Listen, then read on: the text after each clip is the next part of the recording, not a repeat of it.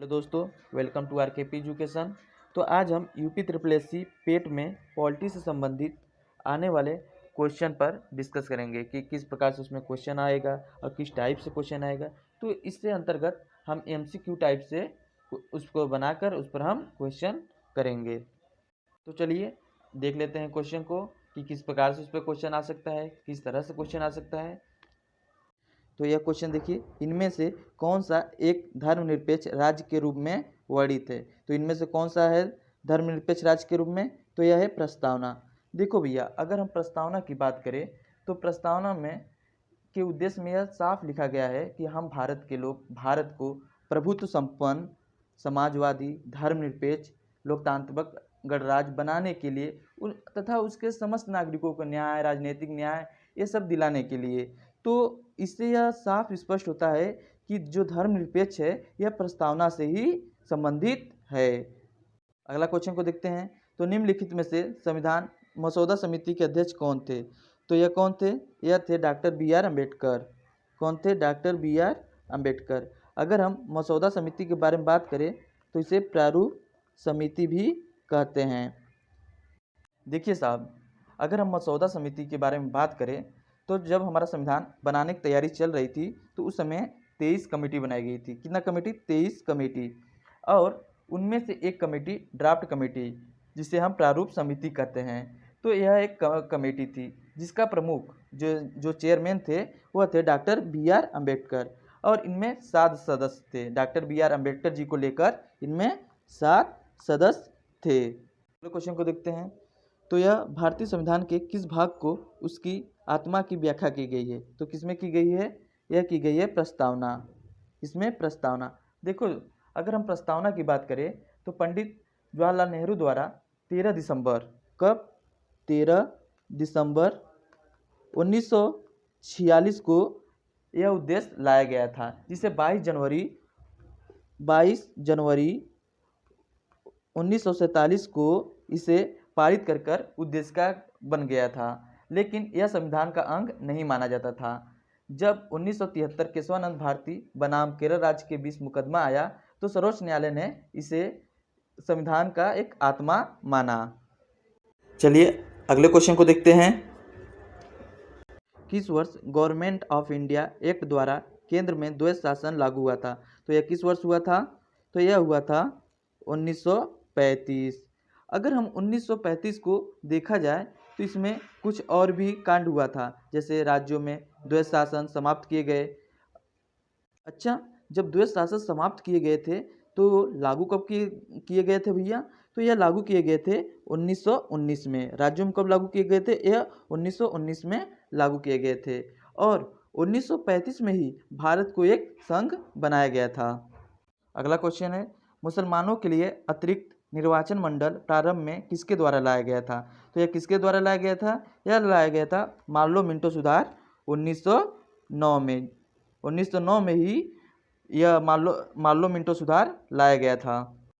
अगला क्वेश्चन है, भारत एक धर्मनिरपेक्ष राज्य है, इसका मतलब है कि भारतीय राज्य, तो इनमें से क्या होगा, तो इसमें से होगा कि किसी निश्चित धर्म का समर्थन नहीं करता है।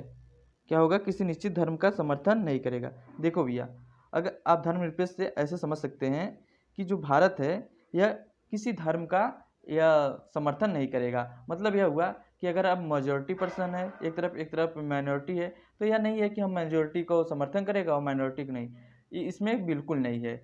आप मेजॉरिटी हो या माइनॉरिटी, इसमें धर्मनिरपेक्ष आप किसी भी धर्म को हो, इसमें कोई समर्थन नहीं करेगा। अगला क्वेश्चन, संविधान सभा के पहले अस्थायी अध्यक्ष कौन थे। तो पहले अस्थायी अध्यक्ष कौन थे, तो यह थे डॉक्टर सच्चिदानंद सिंह। तो आप ऐसे समझ सकते हैं, जब 1946 में कैबिनेट मिशन आया, तो कब आया था यह, 1946 में कैबिनेट मिशन आया, तो उस समय संविधान सभा व अंतरिम सरकार का प्रस्ताव आया था। तो आप जानते होंगे संविधान सभा का गठन हो रहा था, तो मुस्लिम लीग के हटने के बाद 324 सदस्य थे। कितने, 324 सदस्य थे। और यही 324 सदस्य मिलकर पहली बैठक कब, 9 दिसंबर 1946, कब, 1946 को हुआ था, जिसके प्रथम वह अस्थायी अध्यक्ष सच्चिदानंद सिंह थे। और दूसरी बैठक जब 11 दिसंबर 1946 को हुआ था। कब हुआ था यह हुआ था 11 दिसंबर 1946 को हुआ था। तो उसमें स्थायी अध्यक्ष डॉक्टर राजेंद्र प्रसाद थे। तो चलिए अगला क्वेश्चन को देखते हैं। भारतीय संविधान सभा के प्रारूप समिति के अध्यक्ष कौन थे? तो प्रारूप समिति के अध्यक्ष कौन थे? तो आपको ही मालूम होगा, डॉक्टर B.R. अम्बेडकर। कौन? Doctor B.R. अम्बेडकर। प्रारूप समिति, इसी को हम पांडुलेखन समिति और मसौदा समिति भी कहते हैं, और इंग्लिश में लिख के आएगा ड्राफ्ट कमेटी। हमारे संविधान के अनुसार भारत क्या है? तो भारत क्या है? तो भारत एक धर्मनिरपेक्ष है। इसमें से क्या होगा? एक धर्मनिरपेक्ष है, जो प्रस्तावना में यह साफ लिखा हुआ है। अगला क्वेश्चन, भारतीय संविधान की प्रस्तावना के सिलसिले में निम्नलिखित में से कौन क्रम सही है? तो बताइए इसमें से कौन सा क्रम सही होगा? पहला चीज़ तो आपको प्रस्तावना याद होना चाहिए, जिसमें लिखा गया है कि हम भारत के लोग भारत को प्रभुत्व संपन्न, यानी इसे सार्वभौम प्रभुत्व संपन्न ही कह सकते हो। और आगे लिखा गया है समाजवादी, धर्मनिरपेक्ष, लोकतांत्रिक गणराज्य। तो इसमें से कौन सा हम क्रम सही बोले हैं? तो यह होगा ऑप्शन नंबर 2, यह क्रम सही होगा। अगले क्वेश्चन को देखते हैं। तो भारतीय संविधान में समवर्ती सूची किसके संविधान से लिया गया है? तो ये किसके संविधान से लिया गया है? यह लिया गया है ऑस्ट्रेलिया से। यह तो आप लोग को रटा ही होगा। तो चलिए देखते हैं अपने नेक्स्ट क्वेश्चन को। निम्नलिखित देशों में से किससे लोकपाल का विचार लिया गया है? तो यह किससे लिया गया है? यह लिया गया है स्वीडन से। देखो भैया, अगर हम लोकपाल की बात करें तो स्वीडन में सर्वप्रथम 1809 कब?